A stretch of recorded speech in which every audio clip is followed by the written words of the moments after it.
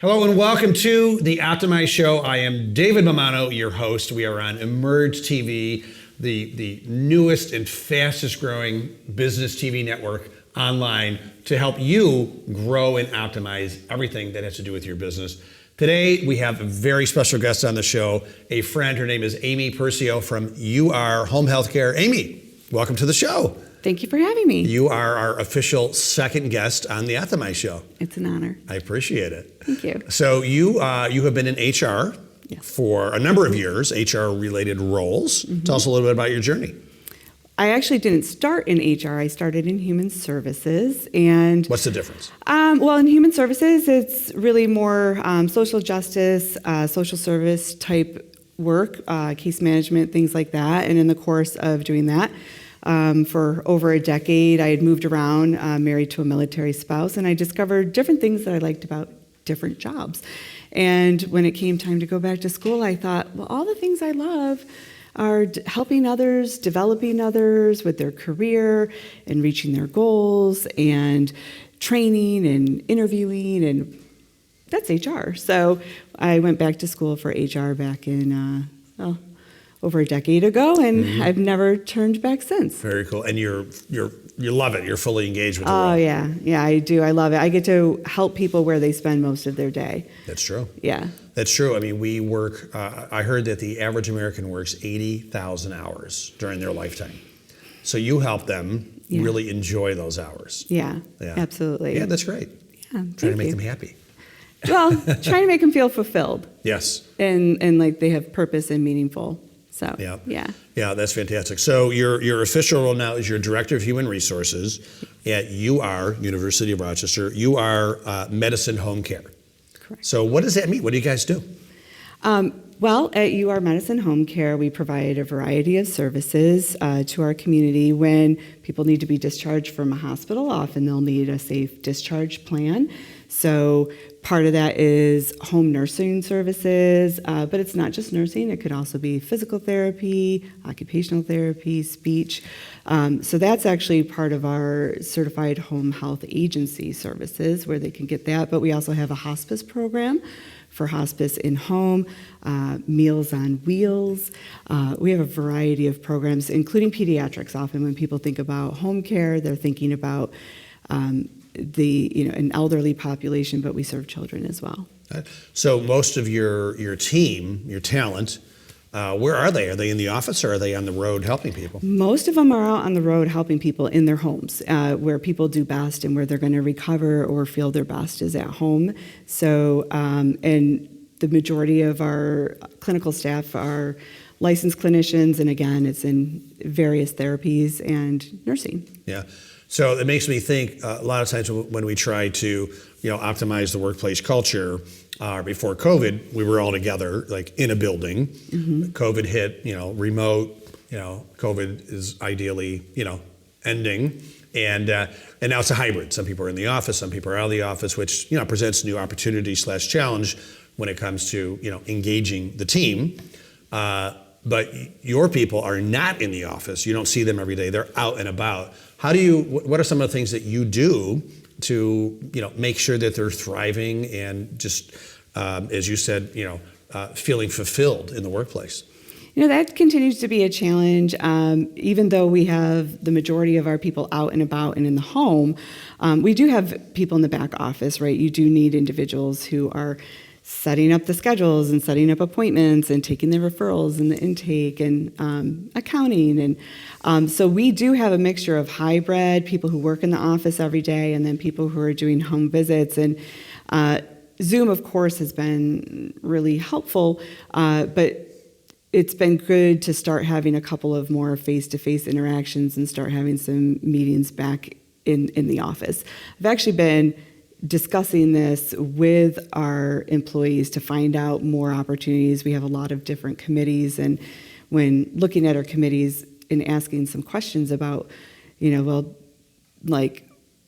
is your intent with this committee, or what is it that you get out of being on this committee, or your what drives you to join us? And they said sometimes this is the only chance I get to talk to other coworkers and colleagues. So really looking at like, well, how can we give you other opportunities to do that aside from this committee, and what would work best? So we're actually looking at, based on the feedback that I got from staff in different focus groups and various committees, trying to create some opportunities for them to connect more in person, like at least once a month.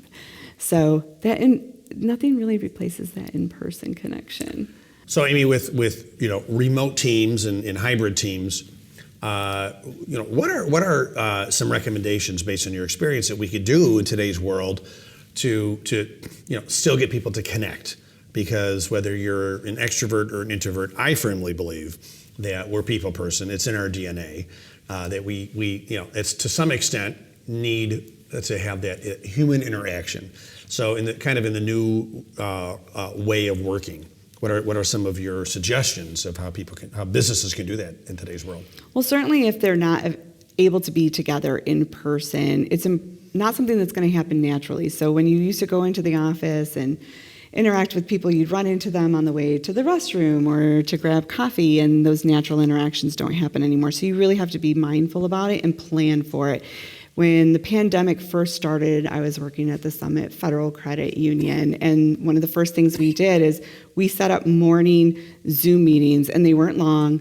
They were like 5-10 minutes, just to have a check-in, say hello to people, good morning. And as that evolved, we, even when we did different manager meetings or things like that, we would have breakout sessions where it would mix up who you were interacting with and just have, a topic for different groups to talk about and then come back to the larger group. So really kind of creating opportunities for those interactions with people that within your department for the check-in, but also outside of your department that without that, you might not have a chance to connect with them and have that, oh yeah, now that I see you, that reminds me. Right. But it has to be planned, and it does take some time and effort. Now, in today's post-hopeful COVID world, we're coming across a lot of companies that are having retention issues, retention problems, right? There's a lot of other jobs available, et cetera, especially the past year and a half. The great resignation, yes. Right, the quiet quit or the great resignation. Based on your experience, again, what are some good strategies and tactics that a company can use to really, make people not want to start looking around the corner for the next job? Well, often we make the mistake of just doing the exit interview, but really it's about trying to connect with people throughout their time there, not just during the exit interviews. So whether you're bringing on a new hire, whether it be 30, 45, 60 days after, doing a check-in with them, like, how's your onboarding going? Is this what you were expecting? Did we describe the job correctly? Is it what you thought it was going to be, what it really is? Making sure that you're having those check-in moments with them. But some organizations do stay interviews. I've done focus groups. That's something that's been pretty successful to get that feedback and learn a little bit more about what it is that is causing people to look at other opportunities. And then being prepared to act on the feedback that you're getting, because there's nothing worse than asking for feedback if you're not in a position to respond to it. And while money is nice, it's not always about the money. A lot of times it's really about feeling valued and feeling recognized. So having a good recognition program is important as well. Yeah, I remember reading that up to a certain point, money is only one thing. Once that need is satisfied, and it's not a ton, right? We're not talking like $300,000, right? Yeah. And what else is going to keep them there? Right. And I love what you just said. Sometimes, most of the time, we find out at the exit interview. Yeah. So why not do some check-ins from the beginning, and not only get the feedback, but be prepared to act on the feedback. Yes. That's really important. Absolutely. Absolutely. You can do that through surveys. You can do that through one-on-one interviews. There's a lot of different ways that you can do that. You can work with your management, because your managers are like that bridge to your staff. They're the ones out there on the line with the staff, working with them day in, day out. So making sure that your management team has the tools and resources that they need to be also able to have those check-in conversations, and share that feedback as well. Yeah. So kind of like a purposeful, rhythmic check-in. Yes, absolutely. And most companies, I don't know if they do that. I think that's really important.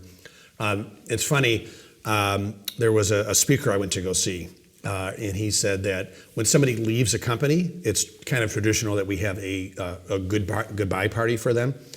And he's like, I think that's such a waste of time and money. Why not have, when they start, have a welcome party, right? Make them feel special from the day one. Like they're leaving. It's nice to do to say goodbye, but probably never going to see them again. Yeah. Why not make them feel special while they're there? So you're taking that and adding much more to it as well. Absolutely. Speaking of hiring, getting it right from the start, that's so important, right? Like you want someone who just started working at a company, when they go home that day, you want them to be like, oh my God, I love this place. Yeah. My bosses, the team, the environment, I felt like I belong. Like we strive for that. What are some suggestions you have to make people feel like a rock star right from the beginning? First impressions really do make a difference, making sure that first day experience is a really welcoming one. That's something that the summit did really well. And the organization I work for has done that really well too. Since COVID, some of those things pulled back, so now we're working those things back into it. But greeting people when they come in and having that, like that party, right? So whether it be here, I have snacks and water and things that make you comfortable all day, having, giving the tour, having members of senior leadership come in and greet them. We have a luncheon, we would have a luncheon when I worked at the summit, and you would have their manager and everyone in the reporting structure above join that luncheon to greet those individuals and make them feel welcomed. A little swag is nice too. It's a little bit that goes a long way, but it doesn't always have to be something that costs money. One of the things that I really love to see on LinkedIn and be shared on other forums of social media is when they get a new hire and they post their picture and they have a little summary about them and welcoming them. That's something that feels really good, and you feel really valued as a new employee to have that. Your family's proud of it, you're sharing it. And it also is a little bit of company branding too, like as an employer. Not just this is what we do as services that we provide, but here's who we are as an employer, and we value people. And it kind of sends the message to other job seekers, like maybe that would be somewhere I would want to work, whether it be welcoming them and featuring them for that reason, or featuring them for a different reason because they've been recognized perhaps by a peer for being really helpful, or they've achieved something either externally, school program, something like that, or internally. I can't emphasize how important it is what you're saying. Get it right from the start. I remember way back when I graduated college, my first job, everybody was nice, but they had no plan to onboard somebody. I showed up. Actually, my boss forgot I was starting that day. He's like, literally walked in and he said, oh yeah, you're starting today. I'm like, oh, I'm not feeling that welcome. No business cards, nothing was ready, not even my desk. And years later, when I had my own company, I remembered that, like about how unwelcomed I felt. And I made sure that everybody that started, they had, we had a welcome party that day. There was a plan of what they would be doing that week. Who would they be meeting with? What would they be doing? I took them out to lunch at the end of the week to see how things were going. They had business cards the first day, email set up. We just wanted them to feel like a rock star, right? Like red carpet from the start, Because if you get it right from the beginning, that momentum helps out tremendously. Absolutely. I had a similar experience. Maybe that's why I felt that way. My desk was covered in boxes, and I was like, oh. And there was no lunch plan. There was nothing. And I remember feeling really like hurt, actually. I know. I was actually kind of hurt. No, you get off to a slow start. Right? Absolutely. It worked out. It was still a great organization, but it was not a good beginning yet. Yeah, that's great. Overall, what are some companies that you really admire? What do you see them doing to fully optimize their talent and fully, keep their team engaged as possible? I might be biased, but the Summit Federal Credit Union is doing an amazing job. They're really putting out fresh material all the time, reels, posts, things like that, of the various ways that they're recognizing individuals, honoring Women's Month, honoring Black History Month. So from a social aspect, but also from an employer, and making sure that it's an inclusive workplace where everyone feels a sense of belonging. As an outsider looking in now, but also as someone who worked there, I can say that that's truly, they're truly doing a really good job of making people feel recognized. They have a very comprehensive recognition program where individuals can recognize each other, and for exhibiting different organizational values. And when they get that recognition, if it meets a certain criteria, they get to pick from a store and pick out a piece of swag. They get a lapel pin, things like that, where others are going, oh, I like that shirt, or I like that bag. Where'd you get that? Oh, well, I was valued for my, and recognized for the respect that I show, or for my high standards.